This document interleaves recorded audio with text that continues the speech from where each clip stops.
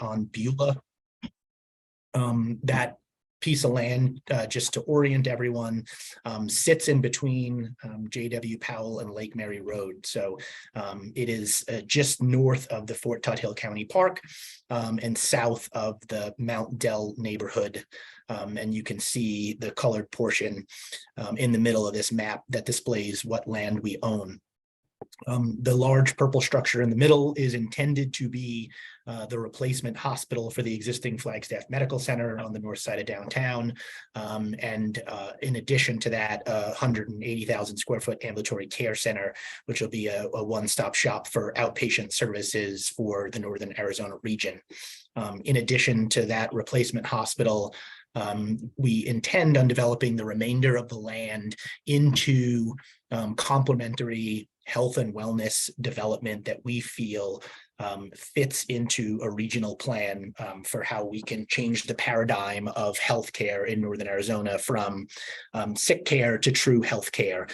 So that includes everything from complementary healthcare, certain types of therapies, to also non-employed physician medical office space and partnerships, housing, which is those red buildings up to the north, and then health-focused retail restaurant along Purple Sage, and then kind of ultimately ending in some what we feel will be some health-focused research and development. So trying to really touch on kind of every aspect of what health looks like, not just physical health, but social health and financial health for the community.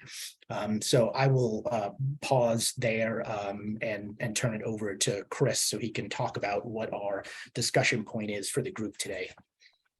Thanks, Steve.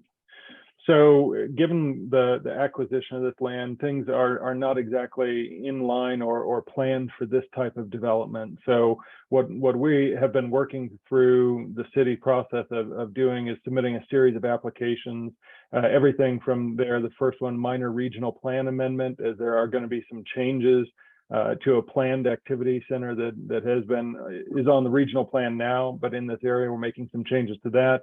We then have a specific plan that will be forthcoming into 2023, as well as concept zoning, because we will need to change. A lot of this is currently, I believe, rural residential as of today. And so making some changes to that, as well as defining a number of different plots for future building permit applications. And then also the approval of a development agreement, given the size and scale of what we're going to be undertaking here. So to give folks a little bit of an update, yeah, we're still working through this entitlements track. There's been a lot of work. Truth be told, this started, I think we've officially submitted our application back in April of 2021, but have actually been engaged with members from the city as far back as the early 2020 and possibly even the fall of 19. So a lot of work has been going into this. And so we've kind of zoomed in on this timeline of kind of where we're at now, going into 2023 here. We have, as you can see indicated, been working through the design track for that hospital and ambulatory care center in anticipation of these entitlements going through. A number of things have happened yet this year. We most recently have worked with Tiffany Antal at the city to break out the regional plan amendment application, pursuing that one first to be then followed with the specific plan and concept zoning.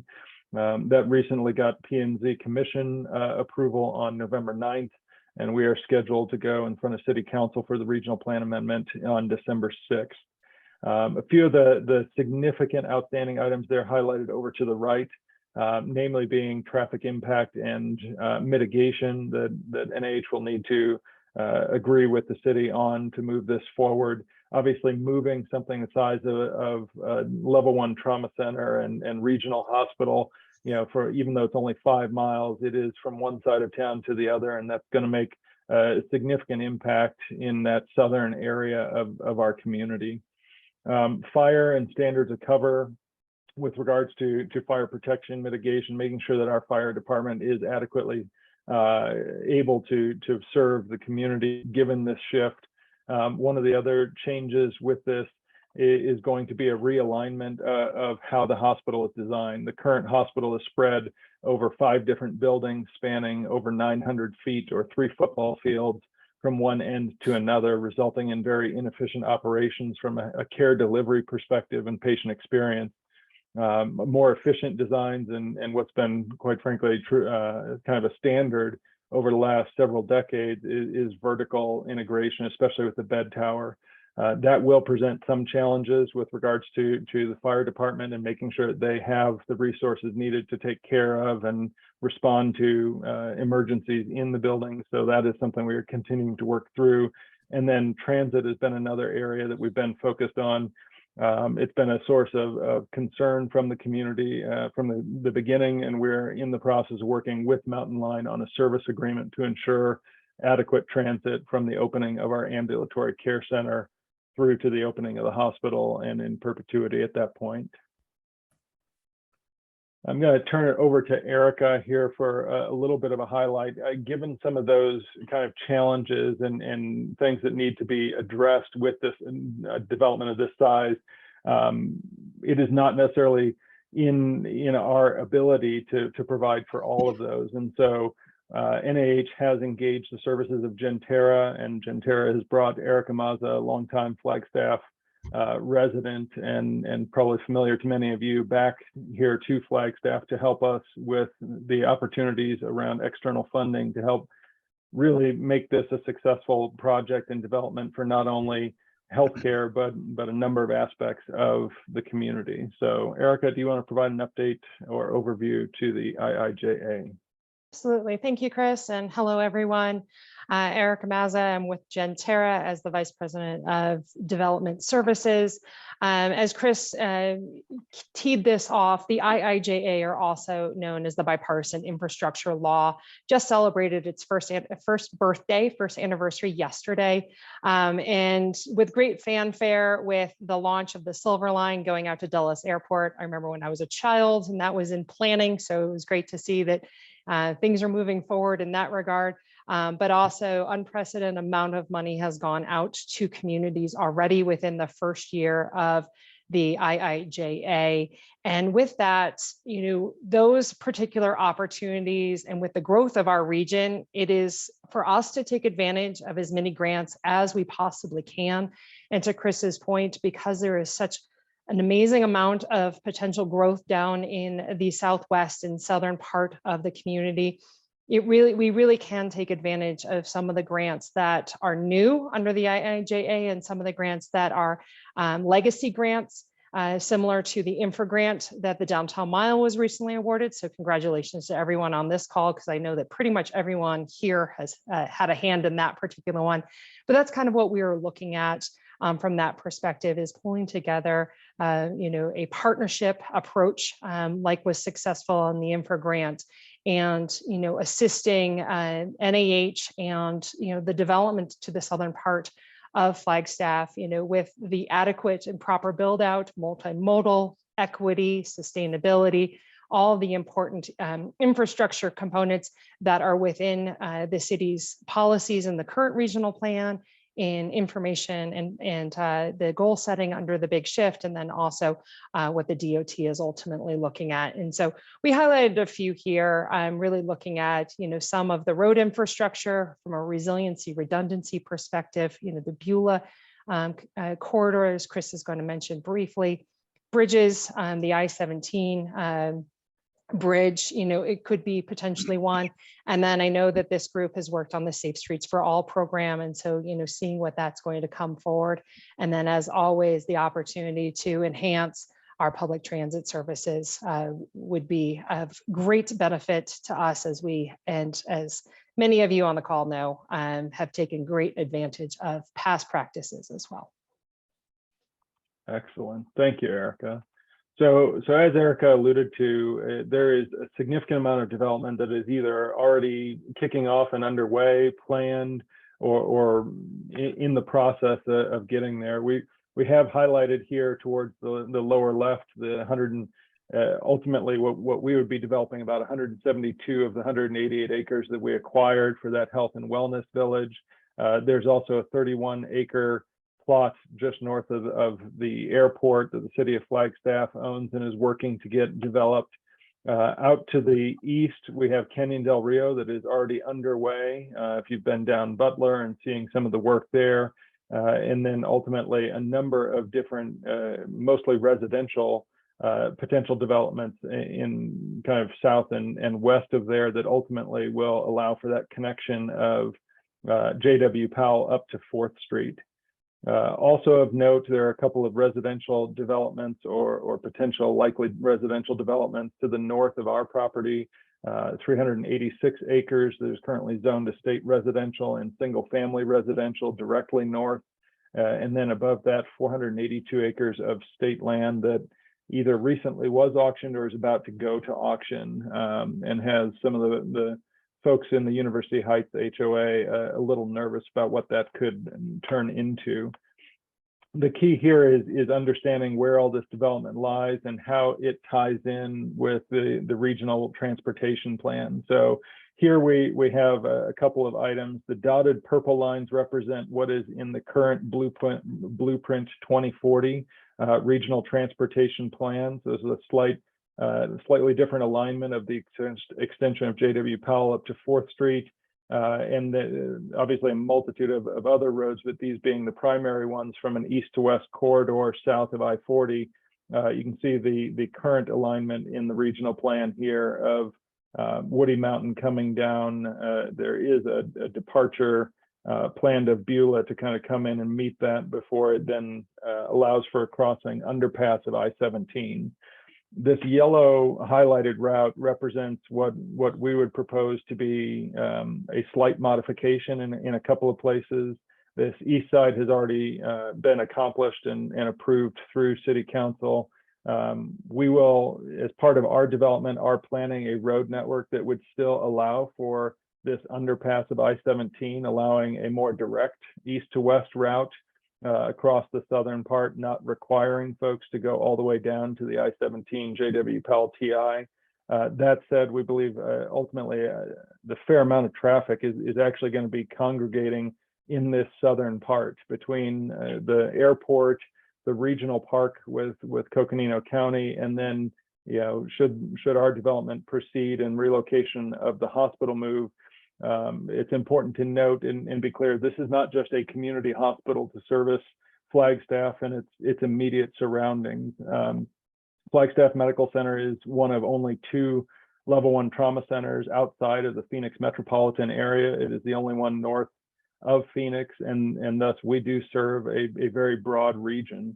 And so we have a lot of traffic coming in from out of town, whether that be through air ambulance, ground ambulance, or personal vehicles coming to Flagstaff, and relocating the hospital in part to this location allows for much greater ease of access from I-40 or I-17, but also helps to centralize and congregate a lot of our regional assets into a very easily accessible location, which is why we show a potential main route going all the way down to that TI, providing more direct access to those interstates.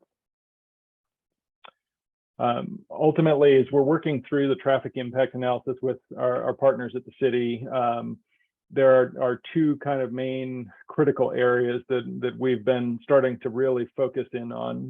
The study is very broad and comprehensive, but these 2 look to be the areas that are going to be most directly impacted by a relocation of the hospital. So as Erica mentioned, this Beulah corridor, this Beulah Boulevard here in yellow from Woodlands Village Boulevard or just north of Lake Mary Road down to the J.W. Powell interchange.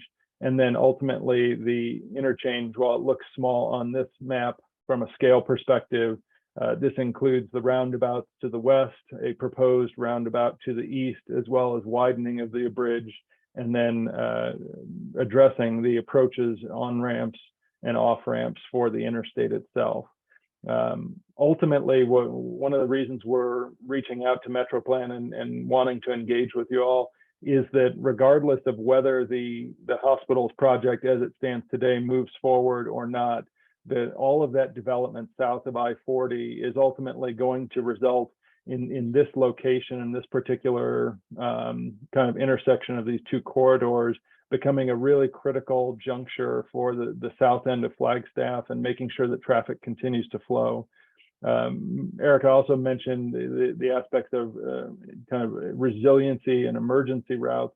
And so being able to provide, should something happen at the intersection of these two critical interstates of I-17 and I-40, providing alternate routes for traffic to be able to get around Flagstaff without necessarily having to push them all that traffic through an already congested main part of town through Milton and Butler to be able to access different components, or out Route 66 to the west.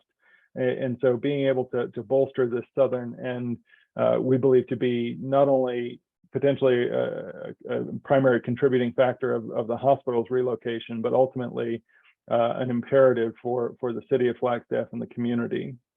So before accepting some questions, we really just wanted to kind of bring this kind of home to say, with all of that development, there's going to be a significant amount of traffic, as well as infrastructure, transit investment that's required.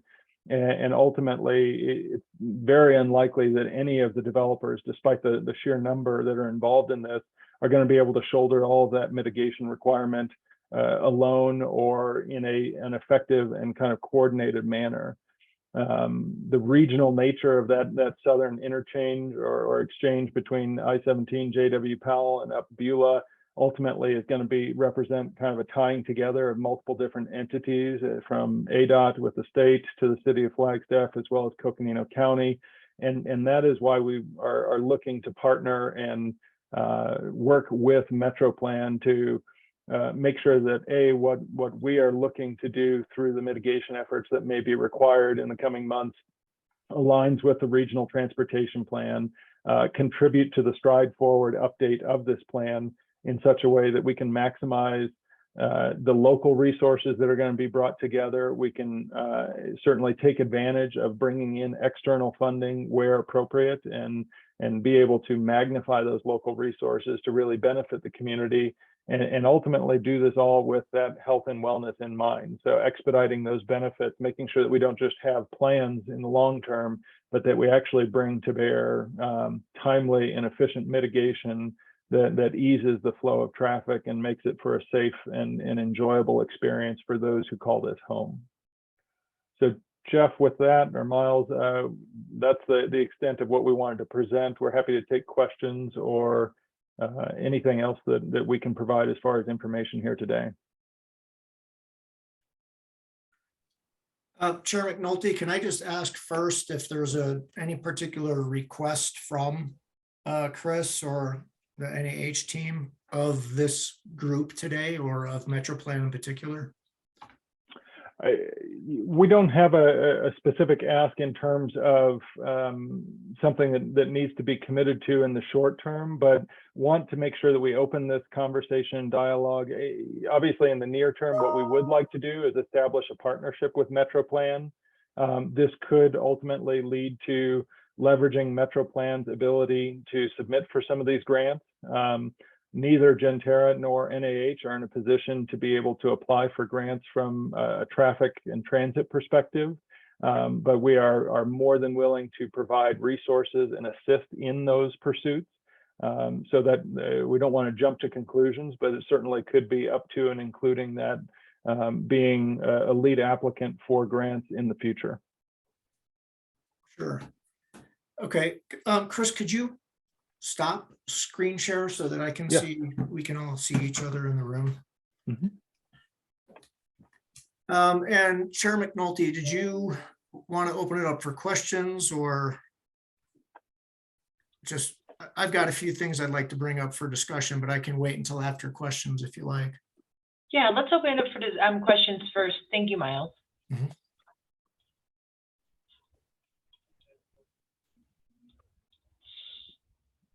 So if anybody has any question, maybe just raise your hand and get in the queue.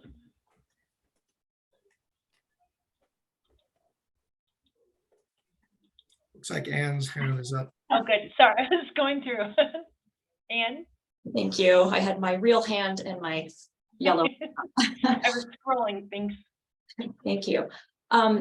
Thank you, Chris and Erica, for presenting this and the bigger picture too. I think this presentation actually what struck me, I've heard a lot of presentations about various components of this project, sitting on, as a Mountain Line staff member over the last couple of years, and also just community-wide. And this was helpful to see, I think, the broader relationship to other developments that are really going to be triggered or essentially a part that are going to flow from the hospital's development. So I guess in context of that, I know you're trying to address, when you go back to the process of trying to get your project moving through the process with the city, you refer to mitigations, which I know there's probably several out there that you're working with.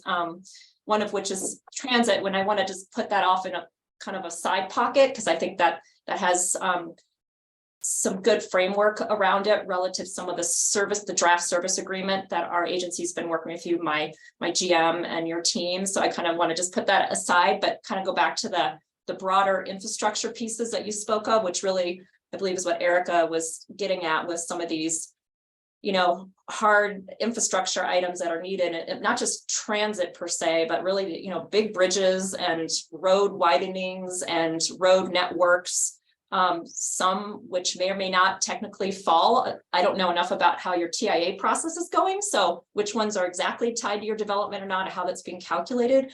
But I think you're bringing forward, this is a good venue. I think it would be interesting to talk about or hear from you on since you can't apply for those, but potentially then work with entities that can, would you be looking to cover your proportionate share of the match? Because I think where I'm sitting at just on my transit, we have grants, that federal FTA grants that fund our capital, our buses mainly, and our facilities.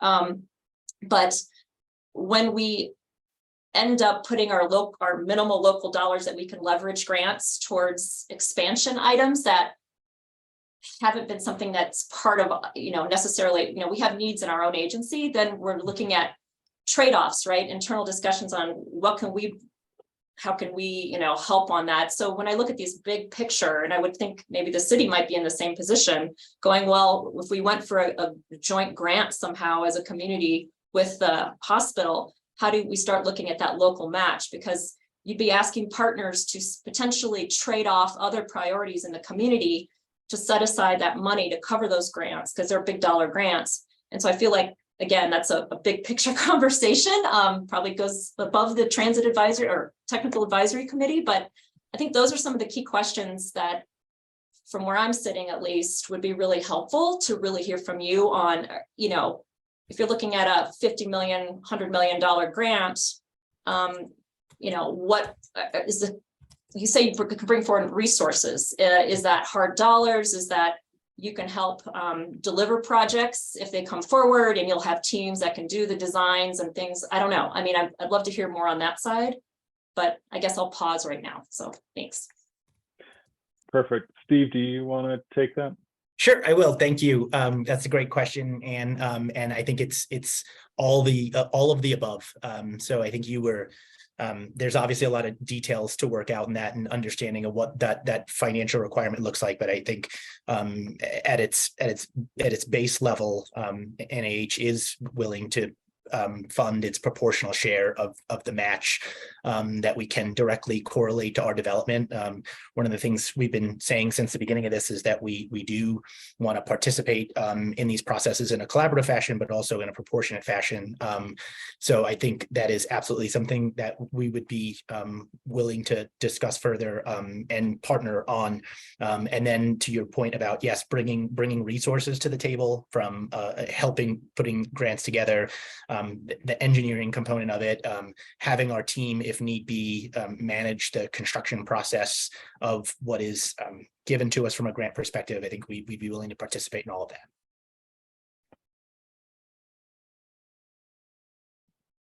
I see that Nate has his hand up, but before Nate goes, I just want to mention that because of the full agenda, we will have a hard stop at 2:15. So I ask everybody to be really concise with their questions and answers. Thank you. All right, thank you. I have two questions for NIH. Have all the mitigations been identified yet through your traffic impact analysis for the mitigations that need to be done on all the agencies Infrastructure is the first one, and the second question that kind of follows up with that first question is, has NIH had any conversations with those agencies where the mitigations are needed and where you're looking to apply for grants to see if those agencies are willing to support you and going after those grants as well? Because like Ann said, there'll be competing interests for some of the grants that you're probably going to be wanting to apply for. Yeah, we're actually having a meeting with the City of Flagstaff to review the outcome of our TIA this Friday. So, timing, would have loved to have had that meeting prior to having this discussion today, but that's not how the timing worked out. So we are meeting with Jeff and team this Friday to talk through that next level of TIA, and do have some communication in the near future with ADOT. So I think we wanted to talk to this group first before we got too into those details from the other agencies that we'd have to cooperate with from a grant perspective. But as it to your first question of traffic mitigation, hoping to know a little bit more finality. I mean, we've been working with Jeff and team for a while now, so we understand it in high level, but Friday should give us a little bit better insight into understanding everything. And I'll just add to that a little bit, Steve, to Nate's second question about support from other agencies. To Steve's point, we're starting here as part of it. We have done some cursory initial investigation with the county and with the city, also, with Metro Plan and, with Mountain Line as appropriate based on the type of grants being applied for.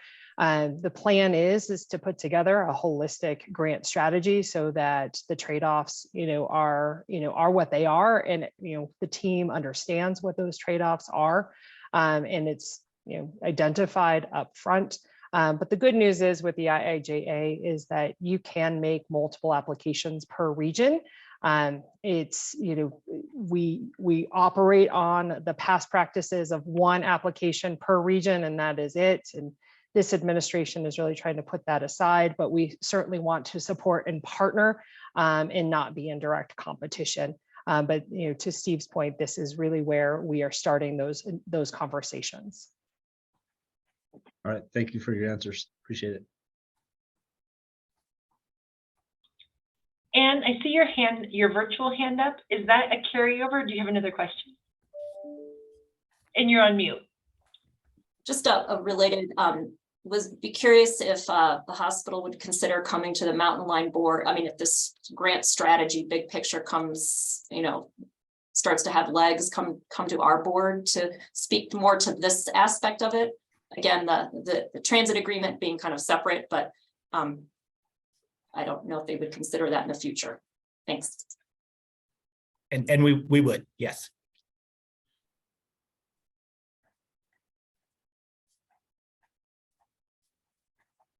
Thanks, Ann. So I don't see any more questions in the queue, so I'm going to turn over to you, Miles, for your discussion points.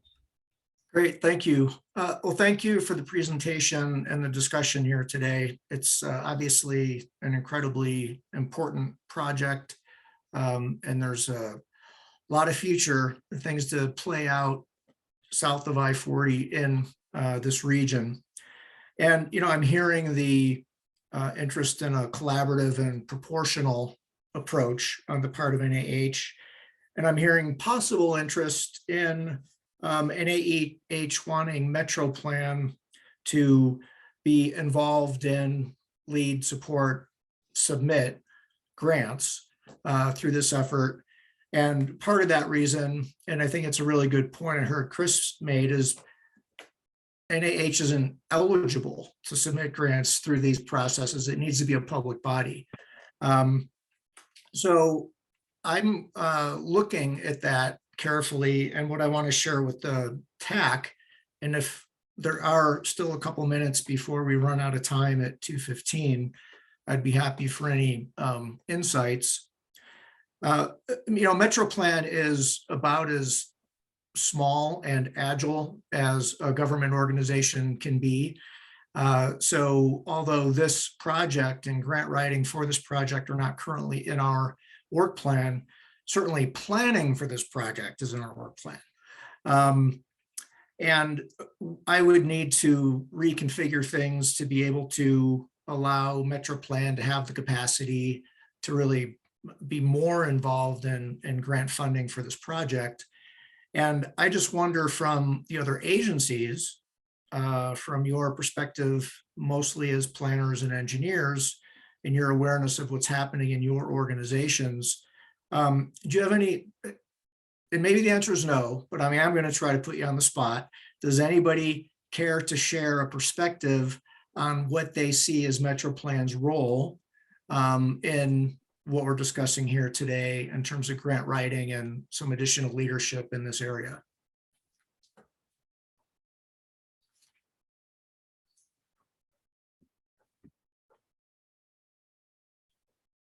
Jeff, Miles, I'll take a stab at that. If no one else there, I can't see faces. MetroPlan's role, I would say, again, as the collaborative planning organization for transportation that represents all of our agencies, being there to be that umbrella liaison between conversations. I definitely appreciate it would be, NEH talking to each agency kind of, because you can dive deeper separately, and then, perhaps there's some overlap and synergy, or perhaps there's conflicts, and it would perhaps be helpful if MetroPlan was a good venue. I mean, this is a good open public meeting to have a conversation about use of potential public funds for a project, and this is a good venue. So I think MetroPlan offers a good venue for that, with the governance structure you have with the TAC and your board, to play out those conversations, because also your management committee is also able to speak to the board members as well, their lines of authority. So I think it's a good way to resolve and reconcile or come to a decision as a region about a potential collaborative grant strategy. So your agency is set up well for that. So that's all I can offer you. Thanks. Thanks. I see Jeff's hand up, Chair. I don't know if you want me to call on him or you do. Yeah, I think if you want to just go with it. Okay. Jeff Bowman. Thank you, Miles and Madam Chair. I totally agree with Ann. I think that this is a large private development project that's impacting, as we've already identified, county facilities, city routes, ADOT routes. I mean, there's 3 of your partner agencies. Mountain Line's certainly in the mix as well. So there's 4. So yeah, this makes a lot of sense. I just kind of won't take too much time, but I think I'd second what Ann said. Generally, this would be a good forum to coordinate our grant efforts. I don't know if it ends up being the agency lead on applying. I suppose it depends on what grants we look at and what facilities, but this would be a great place to discuss those strategies. Thank you. Okay, are there any other hands up that I'm maybe not seeing? Okay. Well, and I guess Chair McNulty, unless there are final words from somebody from NAH, I'm good. Just like to thank Miles and the team for having these discussions with us and considering us. And please know we're open for questions from either this committee or MetroPlan or any one of the organizations that are represented here about this matter or anything else that you have questions or concerns about on our health center. Thank you, guys. Thank you, Steve and Chris and Erica, for being here. It was a great presentation.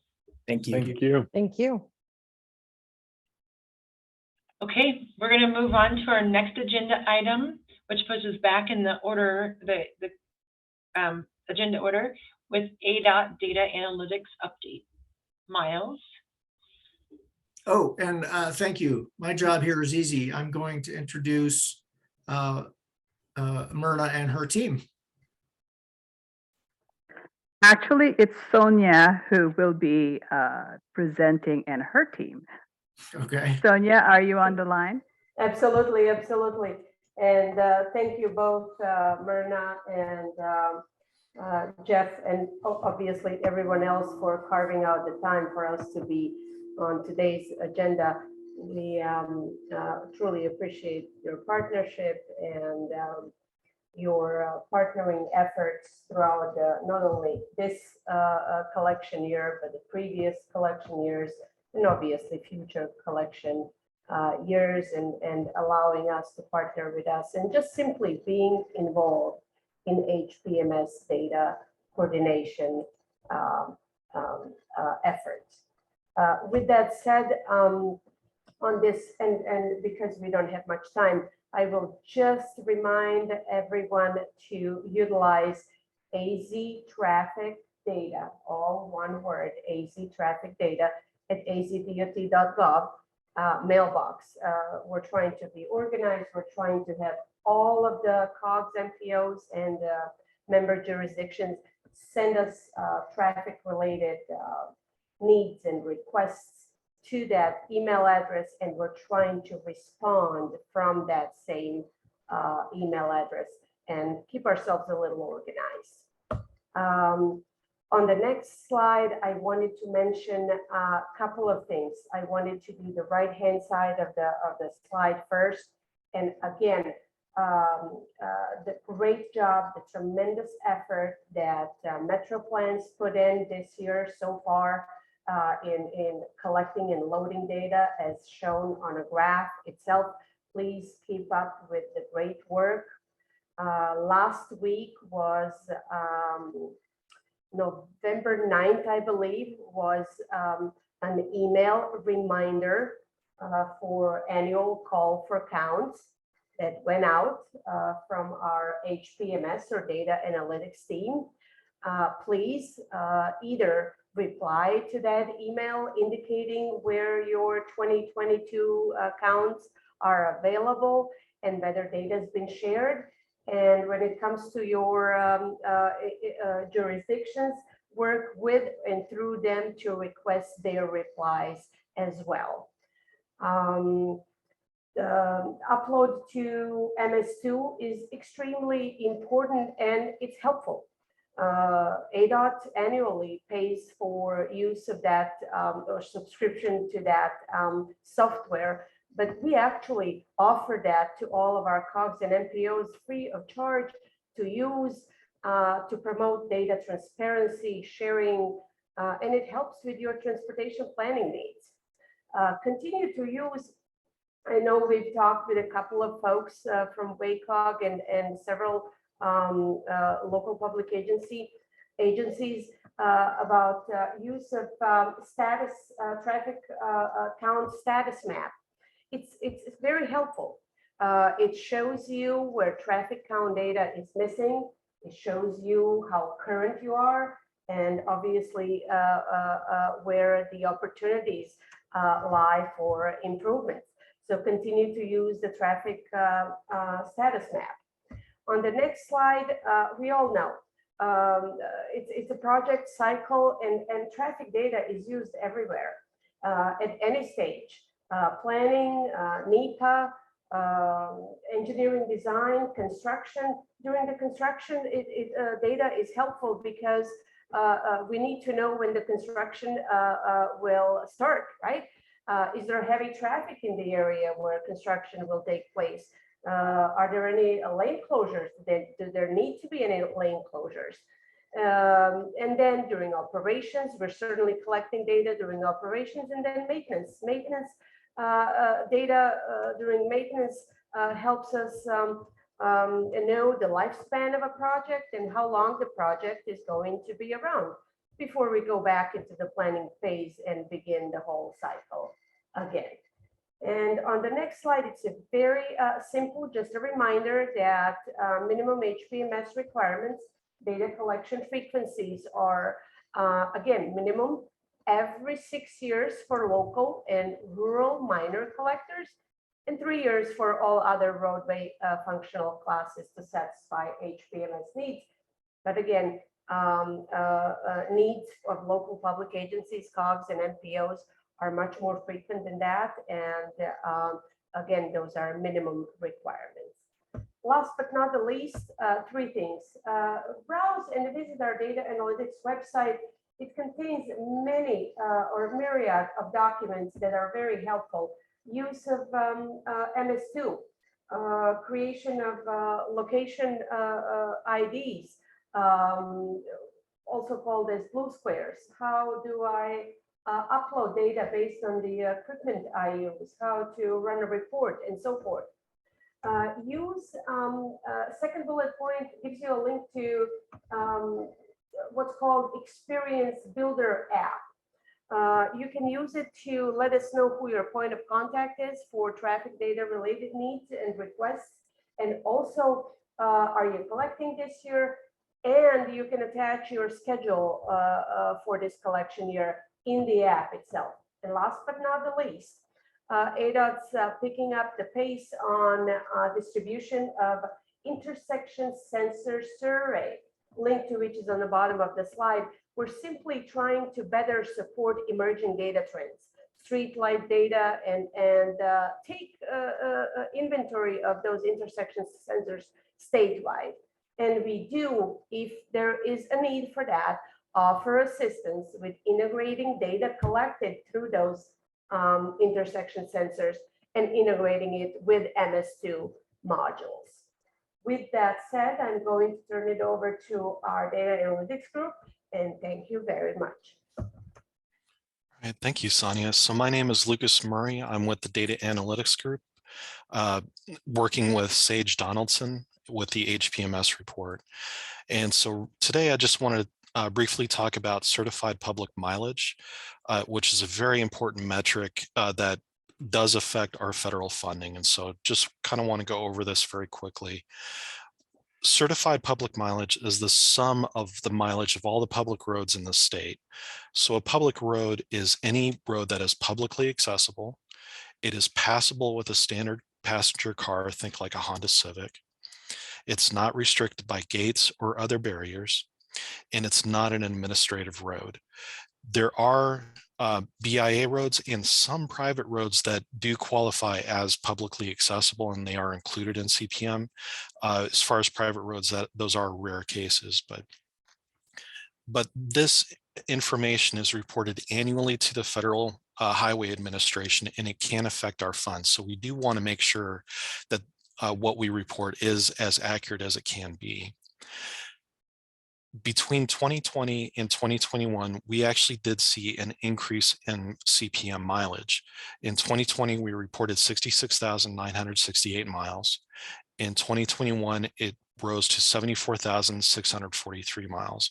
This was an increase of 7,600 miles worth of road. We did not build 7,000 miles worth of road in the state that year. It was because of work done by agencies like yours to help us to make sure that we were including all the appropriate roads within CPM. And so there were a number of roads, as you can see from this chart, in other counties where roads that previously weren't part of the CPM, they weren't counted as part of CPM, they were included, and we were able to improve our CPM metric. And so it's those efforts that we really want to help encourage. Please continue to help us with that. We have a tool now called the AZGO We Love Your Input. It's a web tool that you and your team can go on. You can look over your roads. You can view and approve your agency's CPM to make sure that all the appropriate roads are being included in that count. You can also let us know about changes to things like CPM, to ownership, or even maintainership information. We do have this link. You should have a copy of this presentation. If not, it should be coming soon. But this link down here does have instructions on how to use this We Love Your Input tool. But I'm going to actually do just a very quick demo of the site. So this is the We Love Your Input tool. You do have to have a login to get in. It is a free login, and those instructions I was mentioning before do have a description of how to get that login information. But once you're logged in, you can view the map. We're looking at the ownership information. First, want to draw your attention to this tool, the agency summary, where if I click that, I can select from a number of different locations. I'm going to go ahead and pick Flagstaff in this case. And when I do load agency streets, it's going to show me that right now we're showing 317 miles of CPM roads. And then that information is broken out by federal functional class. This information, you can then see if this is accurate. If it is, you can click this approve mileage for Flagstaff, and that lets us know that you've reviewed this information and that you feel that it's accurate. You even have the option of downloading this data. It'll give you a very detailed spreadsheet of all the routes with the ownership, with the CPM information all included. So if you prefer to work in Excel, you can do it that way as well. If, on the other hand, you wanted to suggest a change, maybe the ownership for this road in particular changed, when you click on it, there's this option, suggest a change. When I click on it, it's going to open up a ticket. And what it's doing right now is it's trying to find if anybody else has already tried to suggest a change for this particular road. In this case, it hasn't. So I'll make a new request. And now there's this step-by-step instruction showing, helping you to confirm the road that you clicked on. From this screen, you can pick who is the new owner, choose if the maintainer is different, you can choose a new one, or most importantly down here, this road is counted towards CPM. It's just a checkbox. If you have any documentation to support your suggestion, you can add them here. And then finally on this last screen, if I were to click save and notify, everybody in this list would be notified about this suggestion. And so they will have a chance to review and make the approval. Nothing is official until we actually get the approvals in by anybody. And so I'm going to go and cancel that change. And so to wrap up, CPM has increased overall statewide. Because it affects funding, we do want to make sure that it's as accurate as possible. So, please help us to make sure that the CPM looks accurate using that We Love Your Input tool. The ADOT traffic count status map does allow you to monitor where traffic count data is missing. If you do happen to have traffic count data for missing areas, please upload them to MS2, and that'll allow us to update the map for you. If you have any questions regarding CPM or ownership verification, feel free to contact myself, or you can contact Sonia for any traffic related questions. And our contact information is on this slide. So once again, Chairperson and everybody, thank you again for your time. Thank you, Lucas and Sonia. Is there any questions? I'm trying to bring back up my list.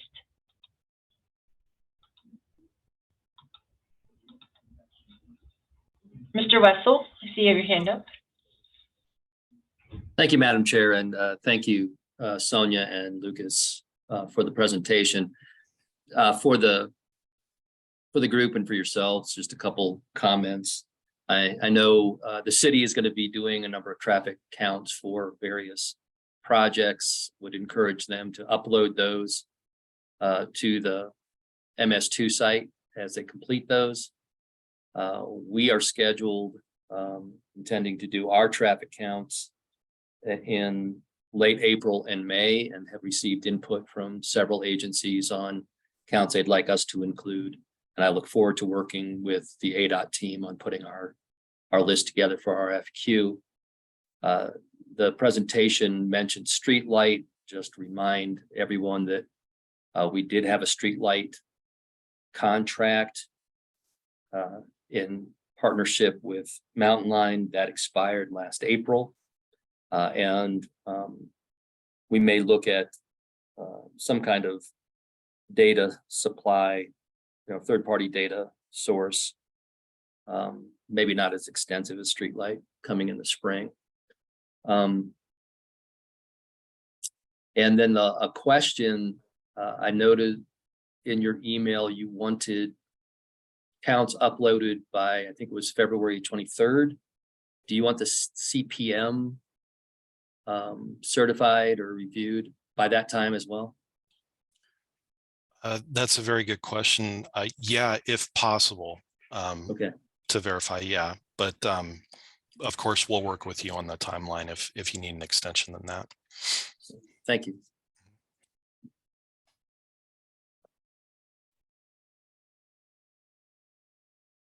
Okay. Seeing no more hands up, thank you all for the presentation, and we're going to move on to our next agenda item, NAU Master Plan Update. Miles. Thank you, Chair McNulty. I get to introduce Andrew Iacona, who worked with NAU and has been on this group before, and glad to have you back. And also I want to point out that Josh Mayer is here from the President's Office at NAU. Josh also serves on the management committee for Metro Plan and has been very involved in transportation planning activities for the past couple of years. Andrew, looking forward to hearing and appreciate you being here to share what's happening with the NAU Master Plan. Thank you, Miles, Madam Chair, members of the TAC. We appreciate the time that you've given us today. We are here because we are doing just that. We are working on a new campus master plan. It's one that we are calling a comprehensive, sustainable, smart campus master plan, which will really pave the way for our infrastructure and development and building improvements across campus, not just NAU campus, but or Flagstaff campus, but all campuses that NAU does business on. So we embarked on this journey quite a while ago, and we are not alone. We are aided with the help of our consultant, the DLR Group, who is a master planning consultant for higher education organizations all over the nation. We're joined today with Lindsay Graff, who is our lead and project manager for that effort from the DLR Group. They have many sub-consultants under their purview who are helping to facilitate this effort, where we are looking to engage with all members of campus, students, faculty, staff, and then community members as well. This is one of our engagement opportunities with the community and a group of experts in the transportation multimodal sector. So we intend to give you a short presentation today on what our process is, what to expect, and how you can engage. And then we hope to facilitate an open discussion around some guided questions particular to transportation on our campus, on and off our campus in this region.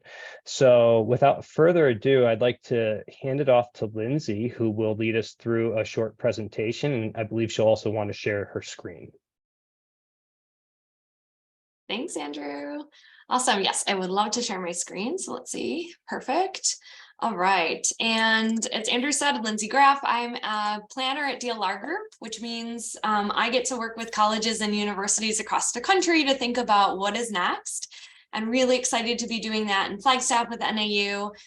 We're going to go over some context. I just dropped some questions in the chat that we're hoping just to hear your thoughts today. We're very early on in the process, so nothing to share in terms of recommendations or plans yet, because we're very early on.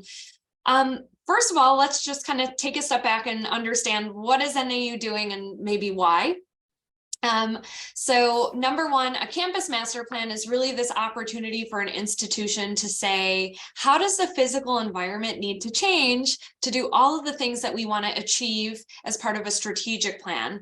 And with the change of leadership at NAU and coming off of a strategic road mapping activity just recently, this is a perfect time to plan. But it's also a requirement of ABOR to do every 10 years. The last time NAU had completed a master plan was in 2010, so we're a little out of date. We're playing some catch up here. But again, this is really a great time to start thinking about what's next for the next decade. We are planning out 10 years.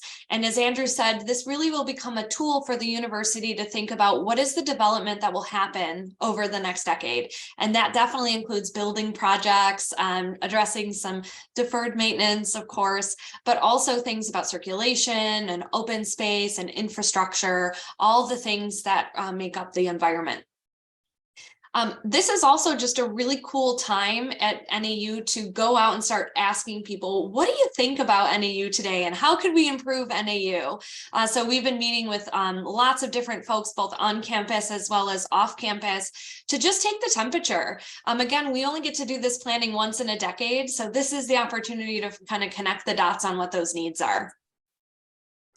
So a couple things that are on our mind as we get into the plan, and this isn't an exhaustive list, right? But it's certainly things that are really important that we've been hearing in our conversation so far. So number one, what does it mean to plan and have a campus in Northern Arizona, in Flagstaff? It's such a unique environment. It has such a rich sense of culture and place. And so we're really thinking long and hard about how do we make this plan unique to NAU and the region that it sits in. That also aligns with this idea of equity and placemaking. So of course, thinking about the populations that NAU are serving today and will serve in the future are more diverse than they've ever been. And so we're thinking long and hard about how do we create a welcoming campus that feels equitable, that represents and celebrates all of the cultures.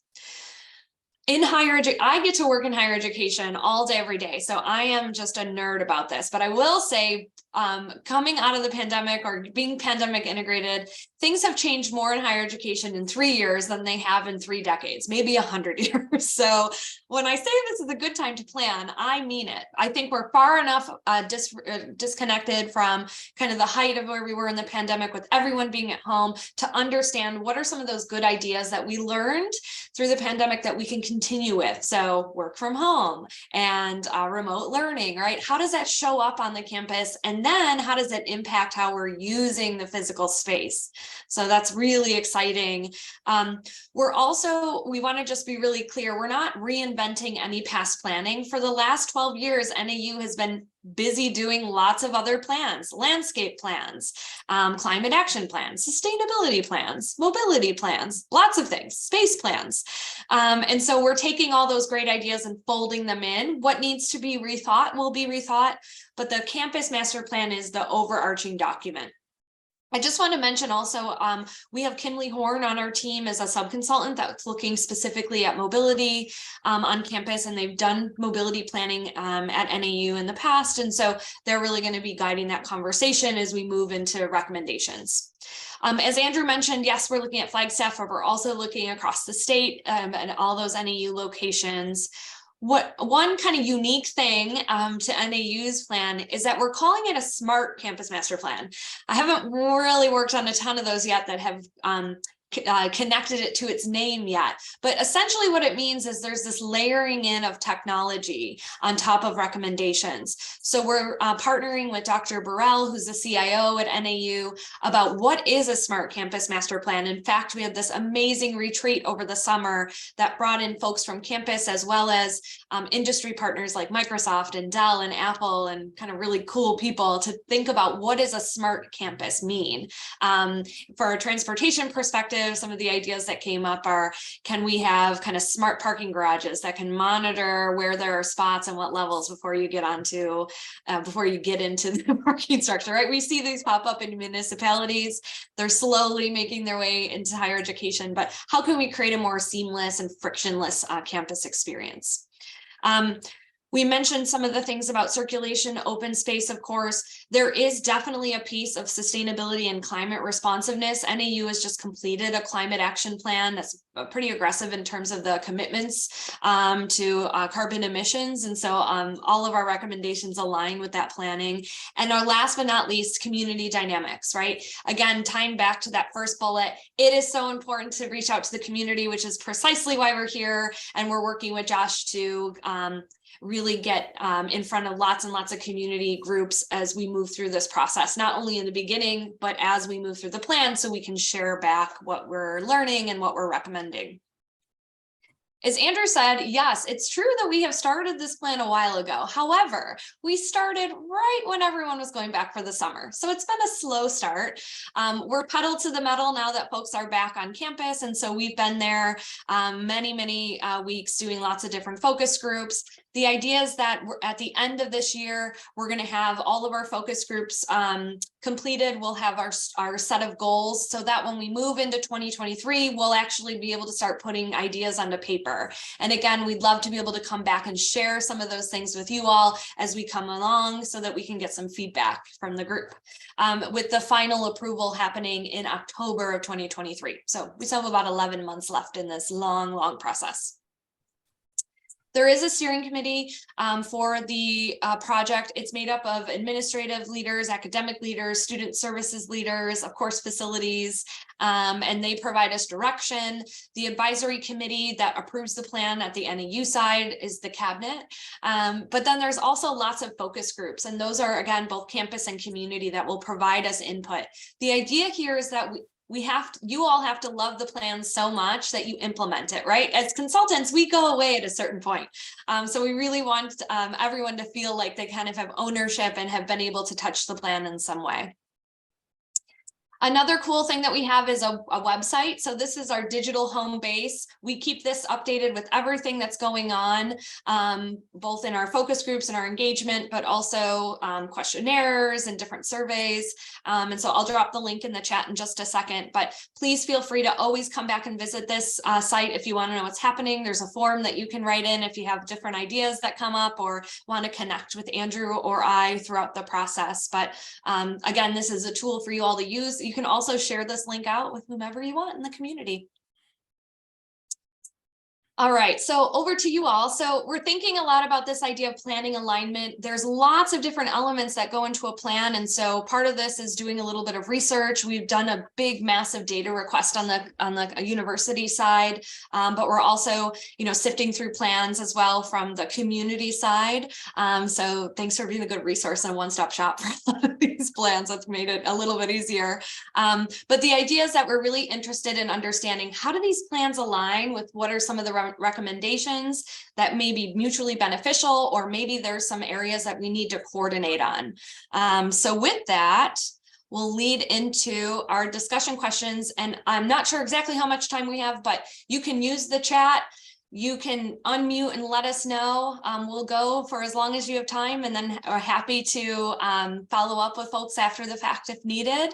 But what we really want to understand is, as we start this journey of getting into our physical recommendations, are there critical items that need to be coordinated that are on your mind that may not be in a plan yet, but are certainly important?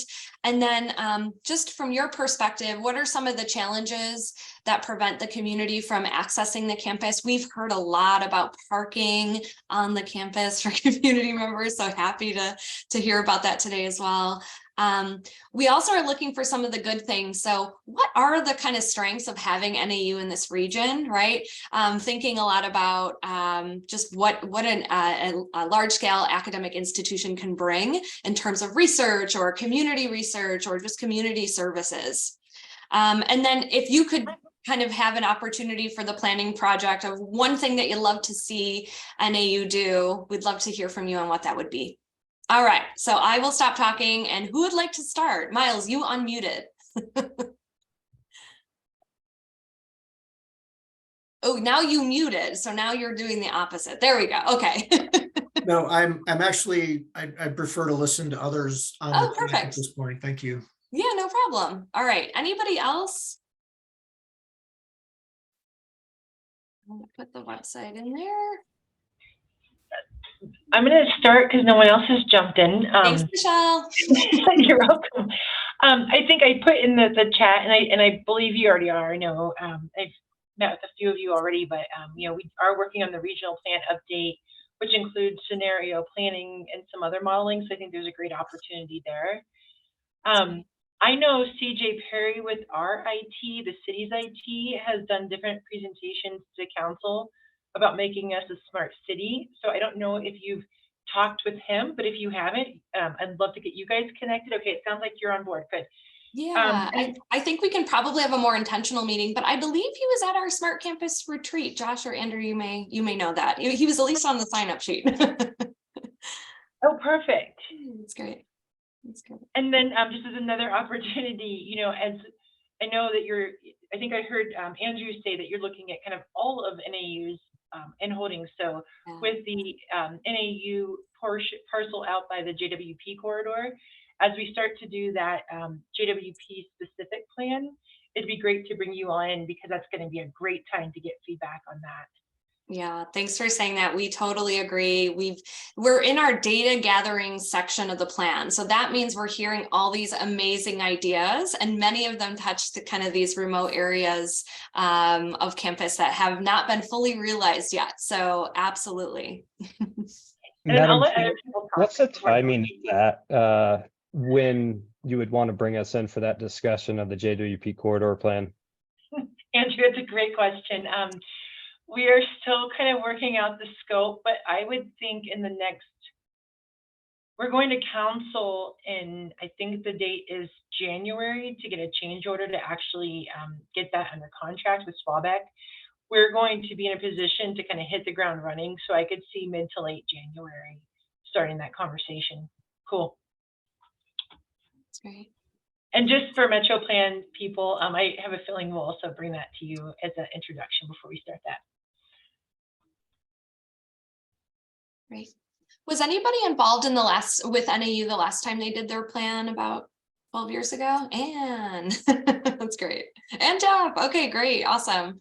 So we're definitely thinking about all the good ideas that are in that plan that just never got implemented, right? There's a lot of those floating around. So I just want to make sure we're clear too. This isn't a full reinvention of everything that we've been thinking about, or NAU has been thinking about. I was actually involved in that plan too, but at a different firm. We're thinking a lot about those good ideas still making their way into the plan, and maybe they have to be slightly realized differently based on what has changed over the last 10 years. But even the work that Kimley Horn has done in the interim around some traffic recommendations, there's a lot of really good thoughts in there too as well, just needing to get those documented, solidified, and then funded. Yeah. Anne, did you have a question? Yeah, no, I'm just listening and looking at your discussion questions. And I guess first off, great time to be planning. It is a paradigm shift in education for sure. And just in general with how people work and live these days. So critical items to coordinate. Well, with my transit hat on, definitely transit route services. I think Mountain Line and NAU continue to have a great partnership. I think the transit spine, the capital development that did occur out of the 2010 NAU plan, which really was quite instrumental, I think, probably to enable much of your academic construction that went on over the last 10 years, right? And that was a federally funded project that split that area and removed parking from the inner parts of the campus and started to push it out and really started kind of moving the needle in that direction. And of course, Route 10, which runs the transit spine, has been a great partnership with NAU and carries about, I'm going to use maybe 2 million a year and under pre-pandemic times. Anyway, great partnership. So I guess offering again, like this is a great conversation. I know Mountain Line board would love to, if you guys would be willing to present to our board to get a little more in depth related to transit, that'd be great. I know in the past, we've had conversations with NAU about penetrating the exterior of campus at key points and finding opportunities there for transit and multimodal and making those multimodal connections that, you know, the city has the great active transportation master plan, great vision, great kind of high level concepts, but how can we all work together to really tie those in and solidify it? And if they were able to be strategically coordinated with NAU's plan, I think that would give a lot of leverage to funding mechanisms, number one. So that's more of a strategy for implementation. But great opportunities up near the West Route 66. I know a few years ago, Mountain Line and NAU partnered on that little campus entry study. I believe Andrew kind of remembers that one. Not sure where that ended up in your world in terms of looking at future opportunities to look at transit up at that part. Yep, up in that area. That area, because that westerly Route 66 corridor is obviously major development in the last years. So great opportunity there. Off of Lone Tree, currently Mountain Line's working with NAU doing a project for a CDL course and had looked at opportunities to look at bus storage development have some challenges with figuring out funding on that one, but really good opportunity, synergy there with that Lone Tree access. And really coming back to policies, a lot of this, I feel like if there's not a really good policy conversation around the capital, again, that's, if it's not supported by really good policies to encourage people, and this is the transportation aspect, to encourage people to leave their cars at their apartment, or don't move to Flagstaff, or you can be in Flagstaff and get by. If you're a student, living your campus with your bike and the transit and walking, the more we can encourage that, the better. Again, that comes back to policies. It's not always the built environment. That's a great opportunity for that kind of discussion. So awesome. Thanks, Anne. Agree with all of that. I will say one of the cool things that we've been able to do is just go talk to students. And I think one of the things that we've definitely heard is that they kind of feel that some of the transportation in the city is a barrier, because a lot of them have moved from opportunities. Maybe they're in rural areas where they really haven't had the access to public transit. So this is their first time. And so just the fact that, can we teach them how to use the system once, maybe part of orientation, right? Maybe part of kind of community living event where we teach them just how to get on the bus, how to read the schedule, so it's not so confusing, it's not so anxiety driven, that would really help. We work with other institutions that do that as part of their orientation now, because they have removed the, basically they have created a policy where first year students cannot bring a car to campus, and so they have to rely on the transit system, and so orientation looks very different. But we've also seen that as be a point of success for students, that even when they have their car, they can bring their car, they choose not to because they're more comfortable using the transit system. So love that and totally agree with the policies. Even things like academic scheduling in relation to peak parking and traffic and all of that, that's something we're looking at as a transportation demand management portion of the plan as well. another one is the universal pass, which I know if others are online, they remember this conversation. So again, that's where, like, around a policy, around a service planning coordinated effort to provide students passes, so they have access to the transit system, not just citywide, not just to use Route 10. So that's the other piece of it. Thanks, Anne. Awesome. All right, Jeff. Yes, thank you for the presentation. Appreciate any of you being here. The overlap, the collaboration is critical. Just one example of this is it was 3 planning processes back that the NAU identified a transit spine needed on campus, and then that was consistent with NAPTA Mountain Line, and that's operating today. Yes. So as we look back in 10 years at our discussions today, the question is, what is it that we want to create and know about now? Yeah. So I appreciate you being here. I hear these questions. They're great questions. I'm going to suggest, I want to point out that Dave and Andrew, I know, are collaborating through Stride Forward. Jeff Bowman mentioned the Active Transportation Management Plan, which has a lot of information. Yeah. Since we have so many other things on this agenda, I'm happy to make more time to have a longer discussion. And I would also ask to perhaps include everybody on this group in surveys that you're doing, if that fits, or having a special meeting, or inviting us to workshops, if that's appropriate. Absolutely, that's great. And what we can do just in the interim is we'll put these questions into a survey. We'll distribute that to you. You can distribute it more widely amongst your community members. We're kind of in questionnaire mode right now, so happy to do that. But also, as we get further in, if we want to have more detailed workshops, that's great. You can work with Andrew to kind of get those scheduled. From my perspective, is the more the merrier, as we're getting through kind of like, what are we going to plan for, right? The less fun part is when we get down to the prioritization and how we're going to pay for it, right? So this is a good time to have those visioning sessions. So absolutely, the more voices we can get, the better. Thank you. Yeah, of course. Anything else? I think I'd like to also just identify too that the transit study and or the campus entry study at Route 66 in Milton. We did provide that study to DLR. They've been going through it along with Kimley Horn, and we actually walked the steering committee, did a tour of that route and that connection just a couple of weeks ago. We'll be doing the same for McConnell with the steering committee here in a few weeks, taking the steering committee through a tour of that area and the transit stop at that location during a peak hour. Yeah, absolutely.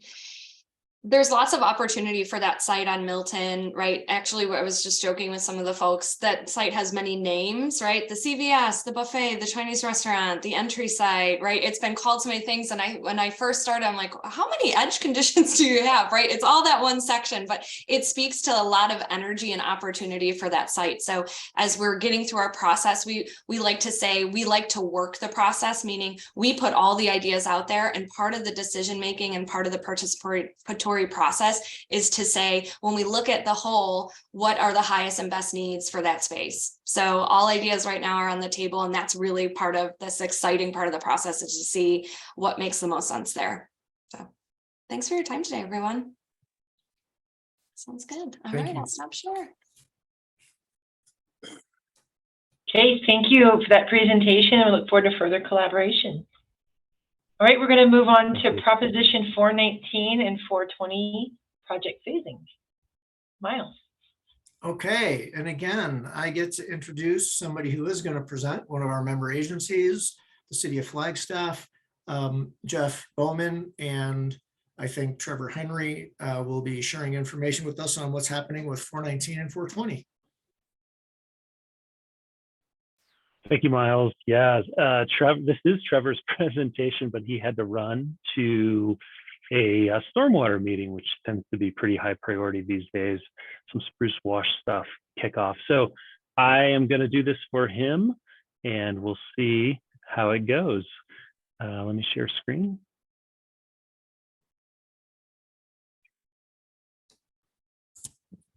There we go.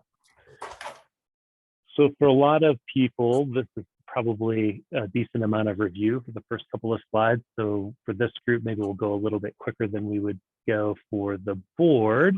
But this is Proposition 419 and 420 city project updates. So we've stolen a couple of images that are familiar to some of us who've been around for a few years. This is the Proposition 419 from the information pamphlet that was given to voters back in November of 2018. So kind of three big topics: improving traffic flow with a number of projects, improving bike and ped facilities, and increasing safety. And you can kind of see the inset map on the bottom right that highlights a couple of the major projects. And I think our next slide has that map a little bit bigger, so I'll just jump right to that. So here's a map of the major projects for Proposition 419. So we have, everyone's familiar with Lone Tree, but Lone Tree Road from John Wesley Powell up to Butler Avenue.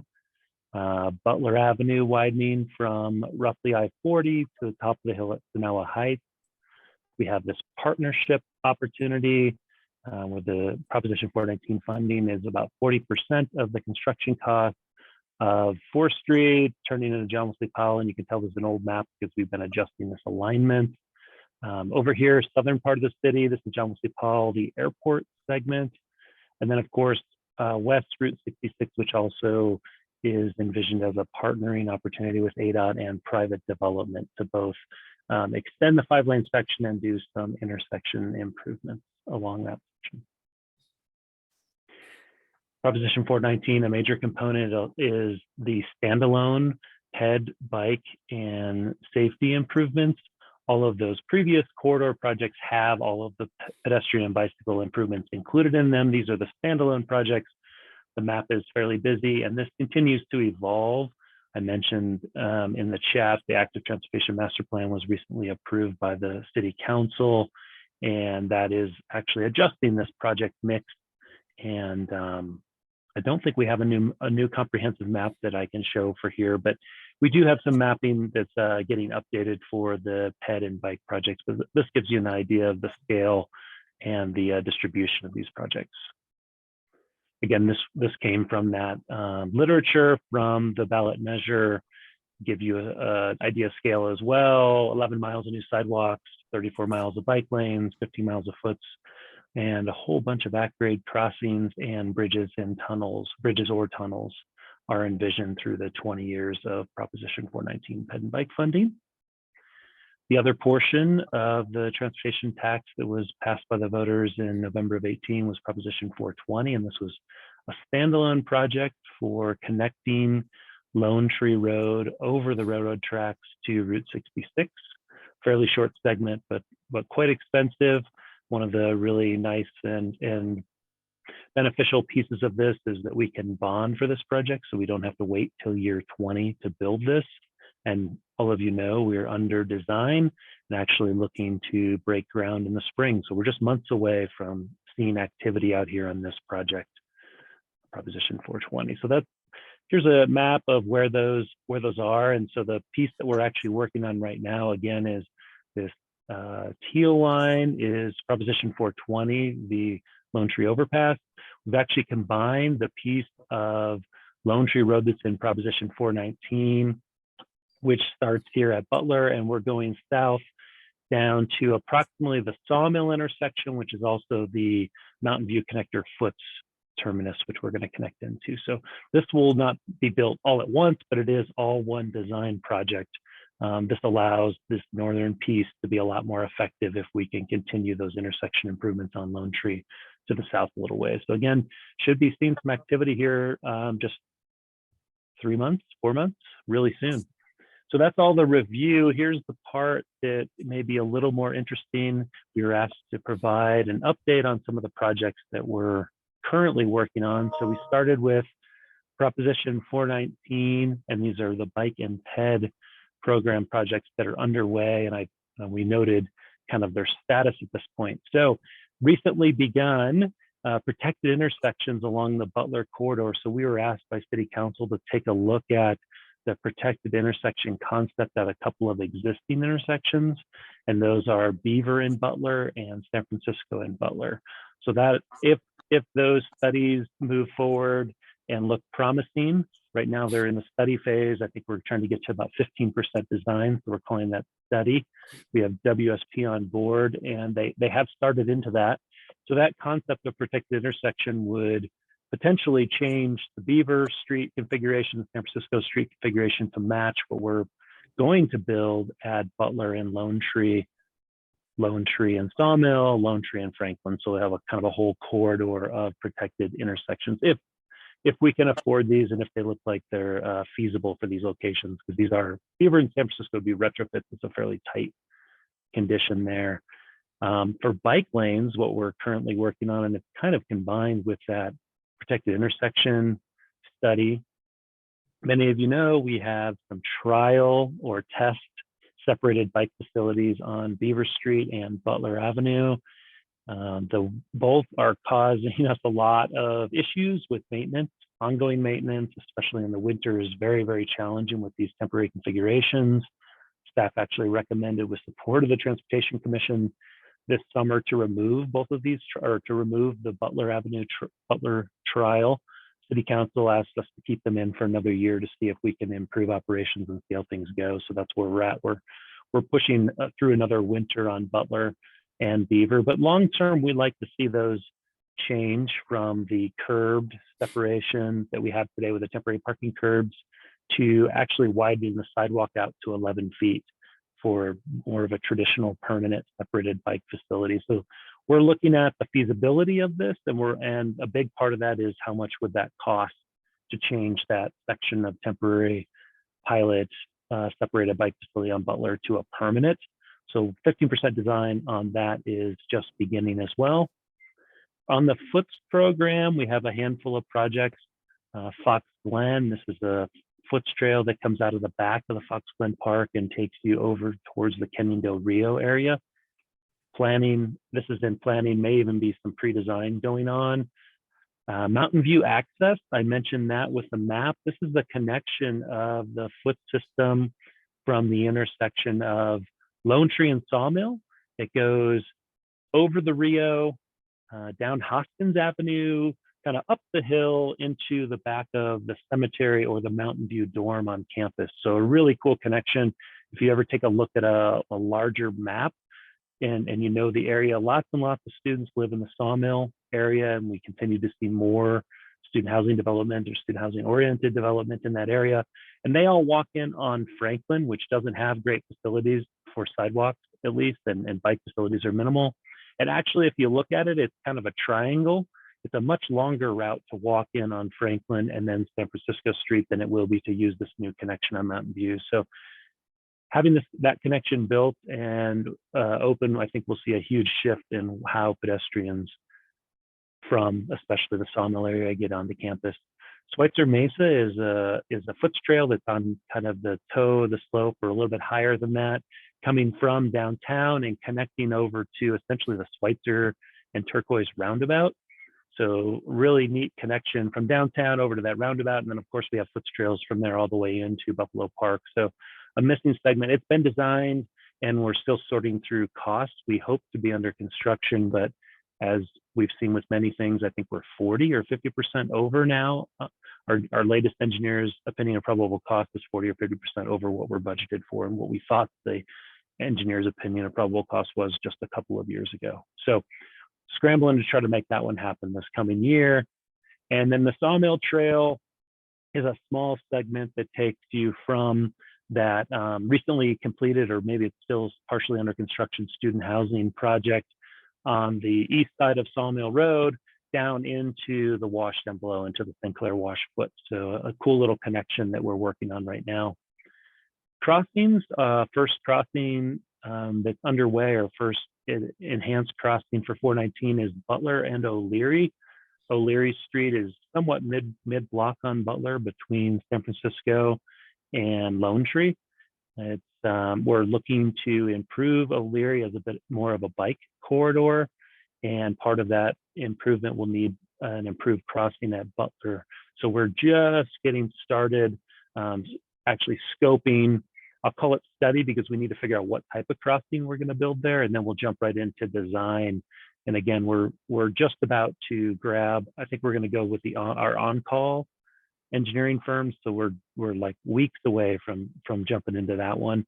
Sidewalk infills, we continue to put little pieces of sidewalk all over town with our summer pavement maintenance program.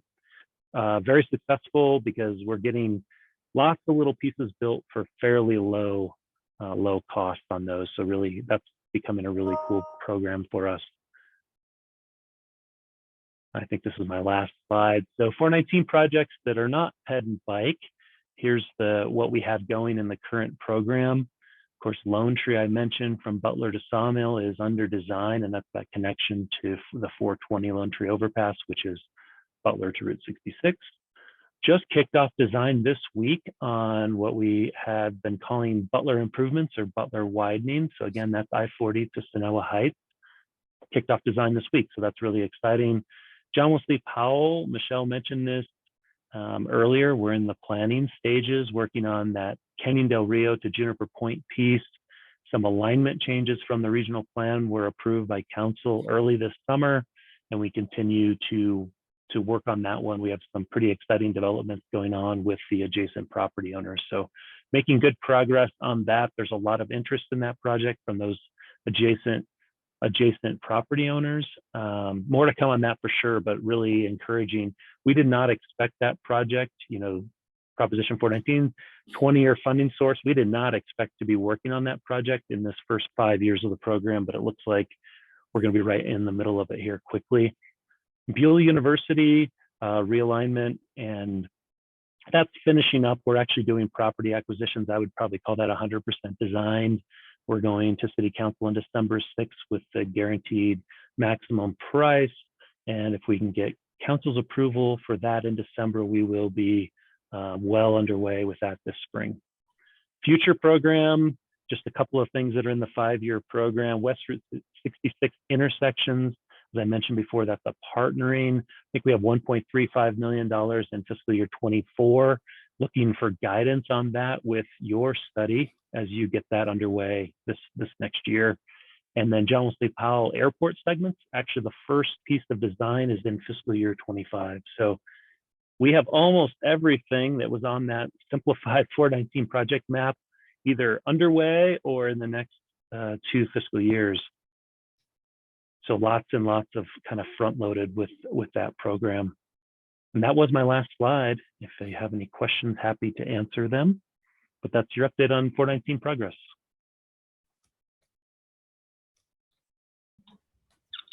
Thanks, Jeff. And it looks like Anne has her hand up.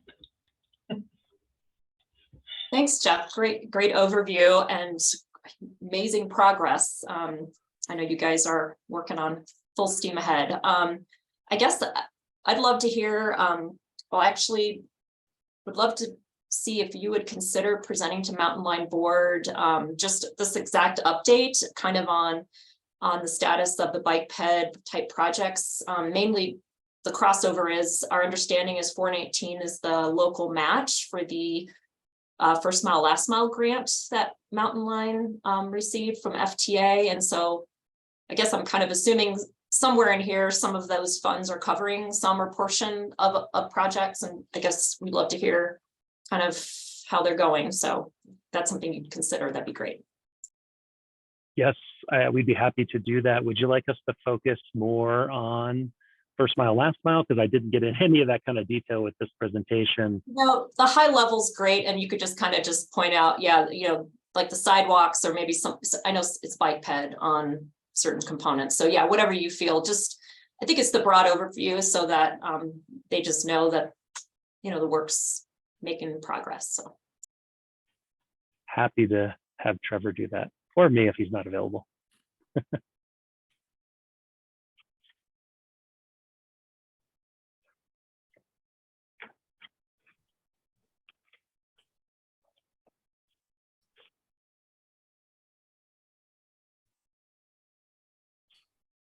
Chair McNulty, can I ask a question here? Yeah, and Jeff, I don't see that Trevor's still on. No, Trevor had to run. Okay. He had to bail out about 2:15. We were hoping we'd make it by then, but he didn't quite. So yeah, that's why you got my clunky presentation instead of Trevor's polished. Oh, sorry. I thought you mentioned that he was going to take something. Sorry. And yes, Miles, go ahead. Great. Thank you, Jeff, for being here and sharing this. And I know the Metro Plan Board is interested in the update too. And I think you're scheduled and Trevor for December 1st to present to them. I have 2 questions, really, 3. The Lone Tree Corridor, what's happening with planning on the Lone Tree Corridor? What phase is it in? So we are, and I'll use this map for guidance. So as I was saying, Lone Tree Overpass is the Aqua line and its design. It's well on its way of design. I think we passed 60% on design.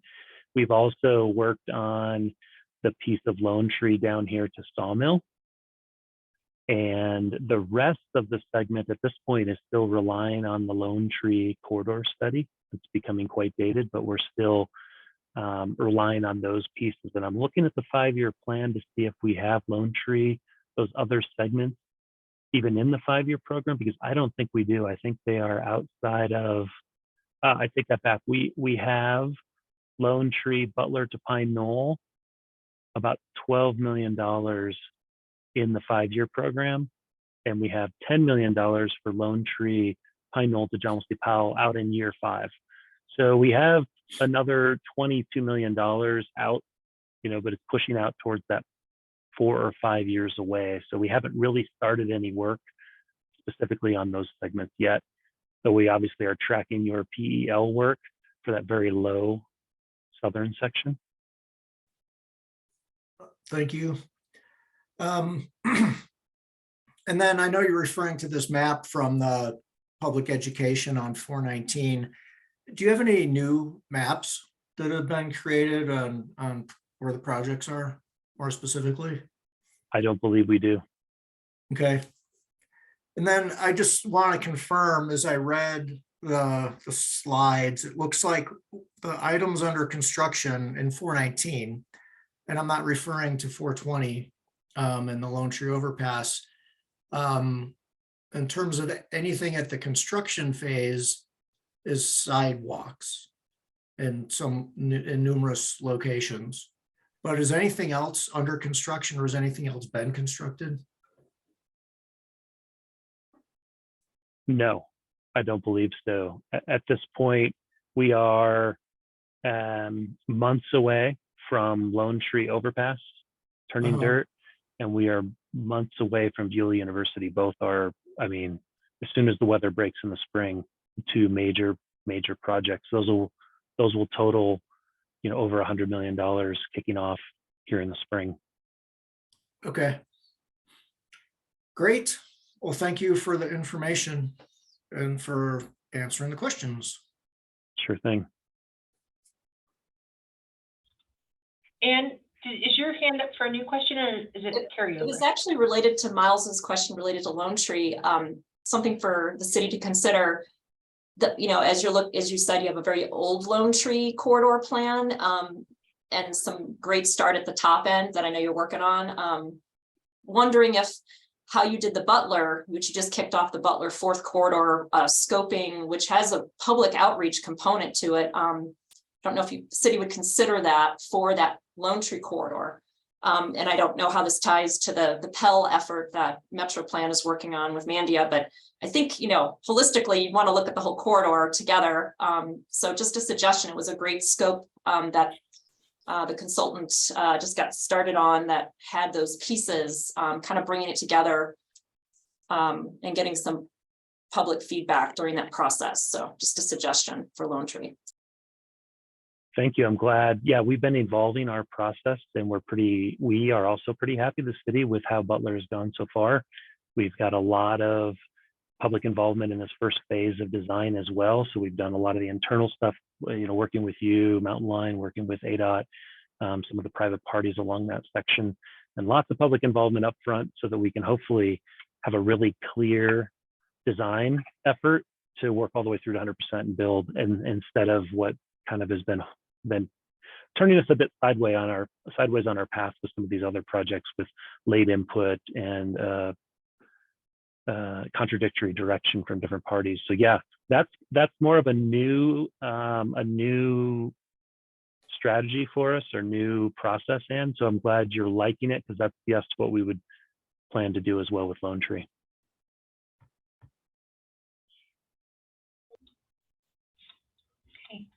Thank you both. I don't see any more hands up. So we have 15 minutes left, Miles.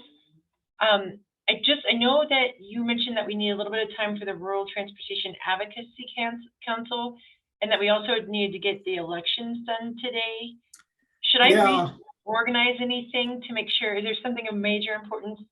Well, let's talk about that for a minute. I appreciate you raising the question. We do have to stop at 3:30 because that's what the meeting, it's public, has been agendized for. Dave is ready for a Stride Forward update, which is easily going to be more than 15 minutes on itself. I feel like I can get some pretty quick input on the state funding initiative with our TAC, and then the election of officers. It depends how that goes. But since we have new positions coming up at the first of the year, this is our last meeting of the year, it would be nice to deal with election of officers today. Dave's camera just went off. I'm not, okay. And I apologize to the group and the public, watching. This is a little unorthodox, but the meeting is, we've had a lot of information so far.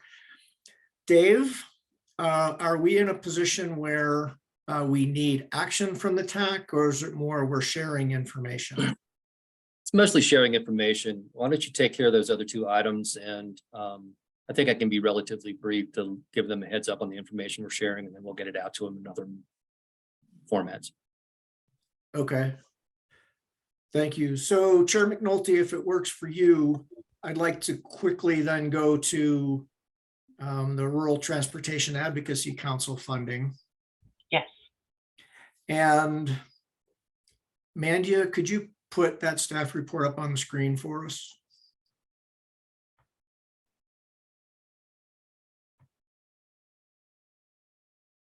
Thank you. So I'm recommending that the executive board pursue, it's over $15 million potentially of state funding. And those of you who've been around for a while know that last year, and this is all spelled out in the background, and I'll be very concise. Last year was the first year that the Rural Transportation Advocacy Council, RTAC, pursued $50 million statewide. And the whole point is all of us as small cogs and MPOs working together to have one statewide request that everybody loves and gets supported. And it wasn't.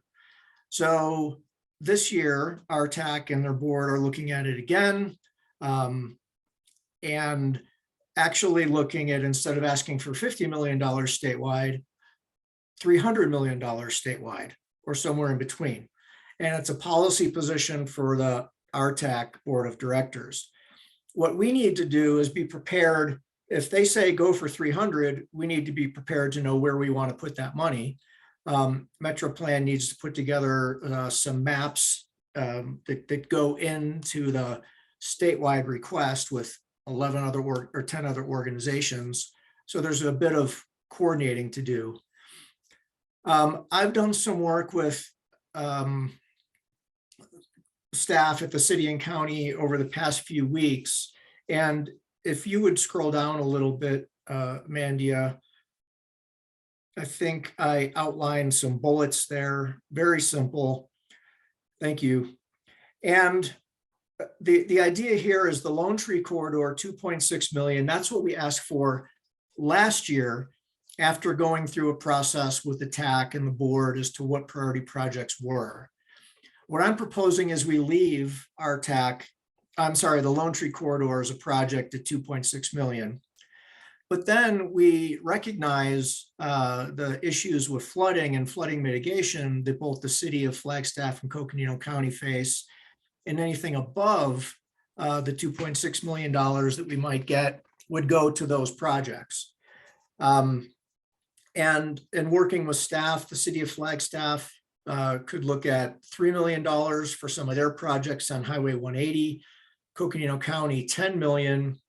And my thought here is, let's say we get a total of $10 million. Well, we do these in priority order. So the Lone Tree is funded first, and then Highway 180, and then Coconino County. Of course, the other thing is we could prorate it. And I don't know if we have to decide that right now. If we're fortunate enough to get the funding, I can come back and we can talk about what's the best way to distribute it amongst these projects. But what we do need to know right now, since we've got a tight deadline, is what will the projects be? So in the interest of time, I'm just jumping right to, based on the work I've done, I'm recommending that we apply for the funding in this way. And when I take it to the board of directors and recommend this, I want to be able to tell them what the TAC thinks. And if TAC members want me to see me do it differently, please, I want to hear from you now so I can make adjustments as needed. So turn it back to you, Chair McNulty. Okay, thank you. Are there any questions or is there any discussion?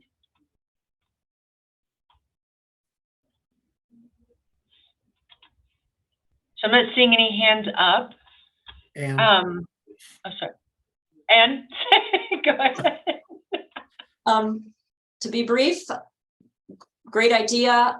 If you don't need to prioritize, that's fine. I think the 3 projects look great. I think the best package that will speak to the times of our priorities in our region are the flood mitigation, and that may have the most appeal at the state level as well and stand out. So if you need to prioritize, I'd prioritize the flood mitigation projects with Lone Tree at the bottom, because I think Lone Tree has a few other options on funding. So anyway, that's it. Thanks. thank you. And that's really good feedback. As I did this, I didn't want to pull from the project we approved last time, but I absolutely hear you. And I'd like to kick that to city staff. If we moved things to the flood mitigation first and Lone Tree third in the priority list, what's your take on that, City of Flagstaff? think that's a good idea. I think that, yeah, I would agree with Ann. Those have statewide appeal and notoriety, for lack of a better term, at this point. So I would agree. Okay, thank you. Anyone else with feedback or questions for me?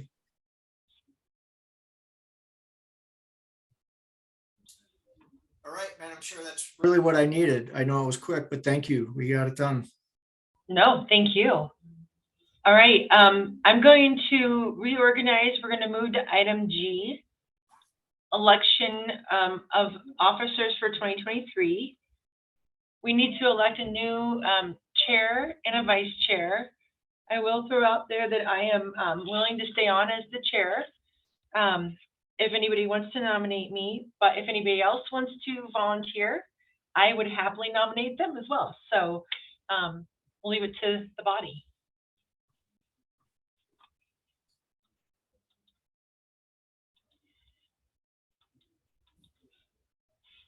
Anne, I see your hand up.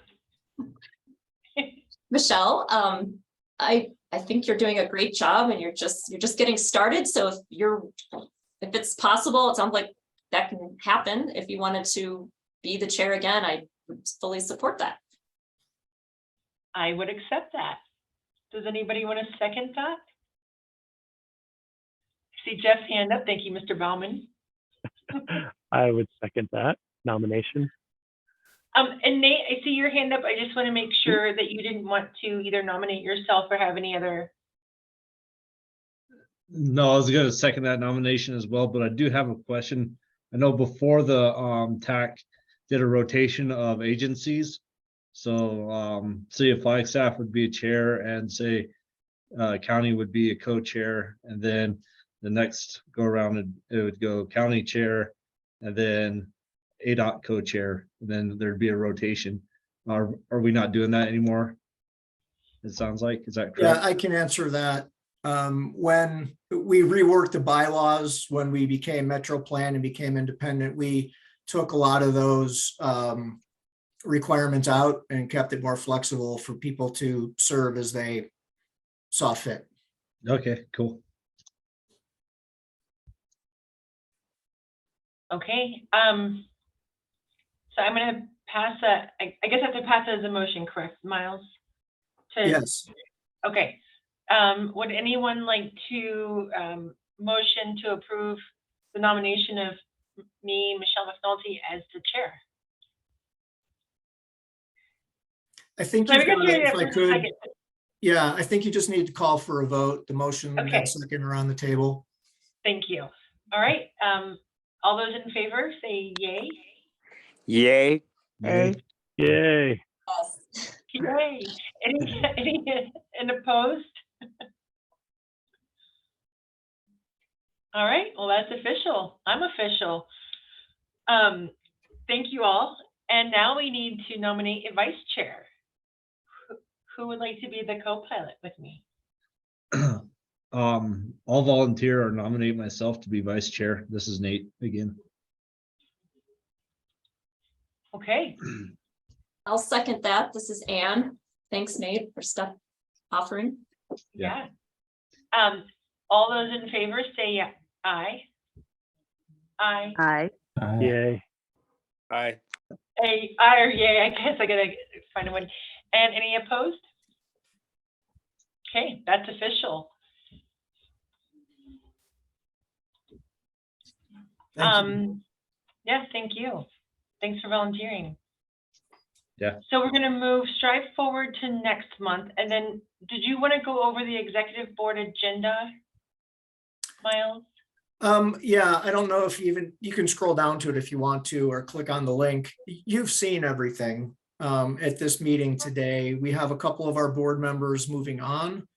Councilmember Salas, I believe, is moving on, and Jesse Thompson, who served for a long time. So there's special recognitions there.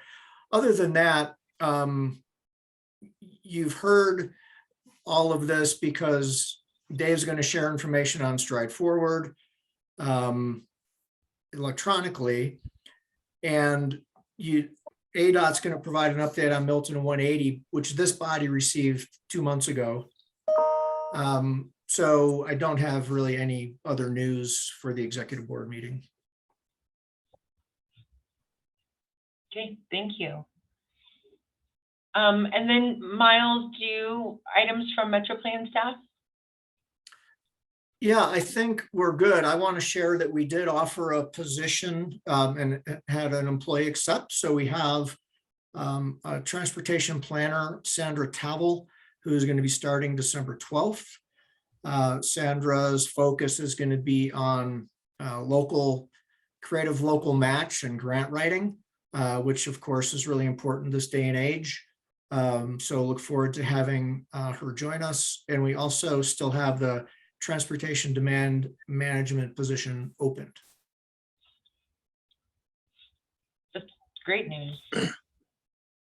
Let me see if Dave or anyone else on the Metro Plan team has items for the TAC. Just reiterate that I will send out the presentation on the policies for Stride Forward compared to our public input received, and would appreciate any feedback or concurrence or additional thoughts. So thank you.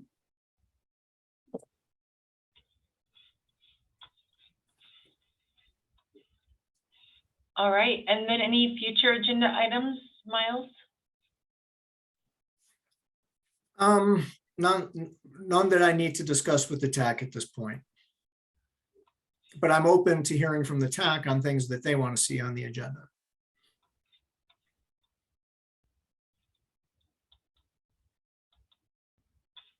I don't see anybody jumping in. I'm looking at Anne. Yay. Okay. One thing Rosie did bring to my attention that there were actually 8 board members online. And I actually myself forgot to say A when we were addressing the TAC minutes. So given that there were 8 online and 2 abstained, we did have a quorum.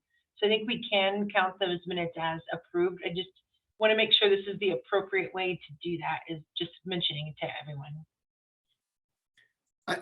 I think that what I'll take from that, Madam Chair, is that the vote was taken. I'll confirm with Rosie offline that it was done appropriately. And if it's done, it's done. And if it's not, we'll bring it back again at the next meeting. Sounds good. Thank you. All right. Closing business, any items? I think we've already done this, but just to hit it, any items from the committee? Okay, our next scheduled meeting is January 25th. Can't believe it, 2023. So everybody, we'll see each other after the holidays. Happy holidays. Happy New Year. Happy holidays, everybody. Thank you. All right, and right on time, 3:30, we're adjourning. Nice work. Perfect. Thanks, Michelle. Take care. Thank you. Thank you all. Thank you.